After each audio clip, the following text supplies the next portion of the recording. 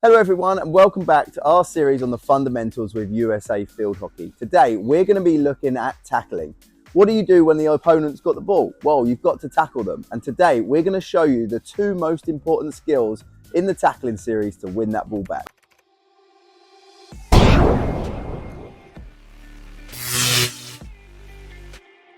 Okay, first up is the block tackle. Now you're going to keep the same grip as you would for a push pass or carrying the ball. You're going to keep it in a standard grip. You're going to go into a low lunge position and you're going to get your left hand, in fact, you're going to get both hands on the floor. What you do not want to do is be flat-footed, because now I can't really move. If I'm in this position and I'm on my toes, if I start to move around, I can still stay low and try and win that ball from the opponent.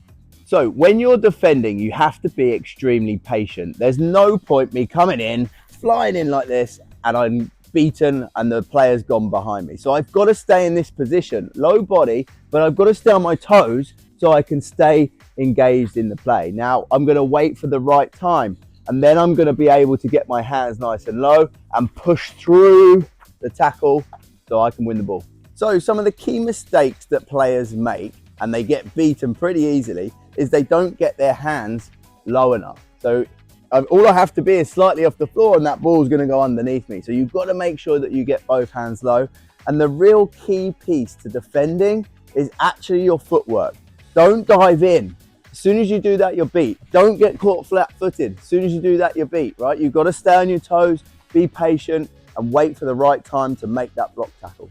The second tackle is the jab tackle. Now you have to change your grip into a frying pan grip, and now the stick is actually in front of my body and not to the side. So I change that grip, it's in front, and I still have my feet one behind the other. It's really important that you keep moving your feet.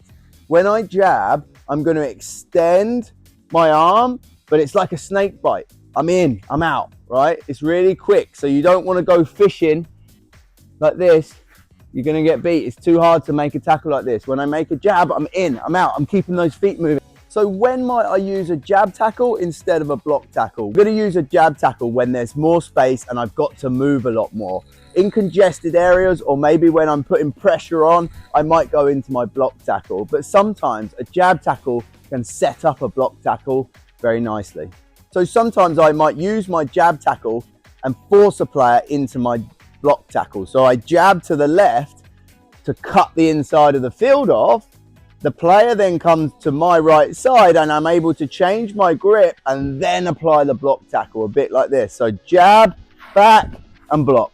So how do we get better at tackling on our own? Well, that's not easy, but like we said, a lot of it's to do with footwork. So here's some exercises that you can do that's going to help you practice your tackling and your block tackle. So from here, I'm going to start. I've got 3 cones and I'm going to start in the middle of them. And I'm going to step in with my hands nice and low, both hands on the floor in that low lunge position. I'm going to step back and step in again. So I'm just getting used to here and step it into my block tackle. Now you'll find that this will actually really burn your legs and be a good workout. But building that muscle memory is really important for being a good block tackler.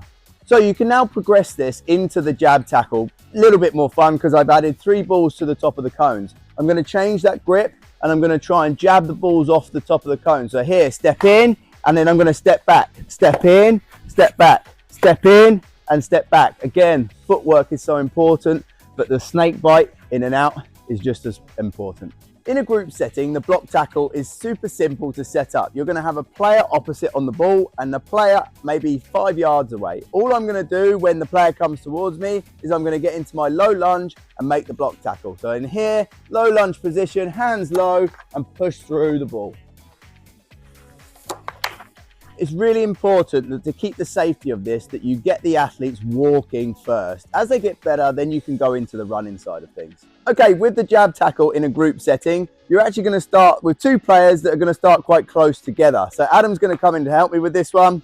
I'm going to start a little bit further away. I've changed my grip, so now I've got the stick in front of me. Adam's going to walk towards me. I'm moving my feet, and I'm going to bide my time to win the jab tackle. Now, just as this shows, it's not as successful to win the ball. So sometimes you might jab to go onto my block tackle. So here I might jab here, and then I can come into my block tackle and win the ball. So a jab is a great skill to not only win the ball, but to also maneuver that player into the block tackle.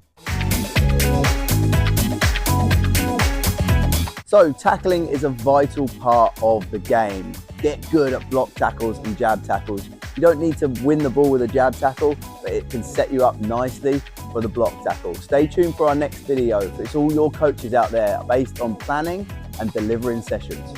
See you soon.